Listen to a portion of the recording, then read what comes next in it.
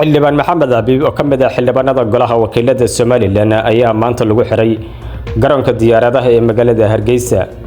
xildhibaanka ayaa maalmihii soo dhaafay safar ugu maqnaa magaalada Dubai ee dalka isku taga Imaaraadka Carabta, waxaana maanta markii uu soo gaaray garoonka diyaaradaha magaalada Hargeysa gacanta ku dhigay ciidamo ka amar qaata Muuse Biixi Cabdi. xildhibaankan ayaa si adag kaga soo horjeeday maamulka Soomaaliland, asaguna khilaaf adag uu kala dhaxeeyay madaxweynaha maamulkaasi Muuse Biixi Cabdi.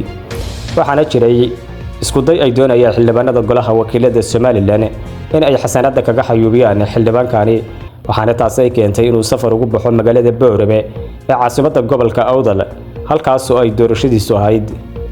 waxaana muddo uu halku sugnaa magaalada Boorame ee caasimadda gobolka Awdal kadib uu kaga sii gudbay magaalada Dubai ee dalka isku taga Imaaraadka Carabta.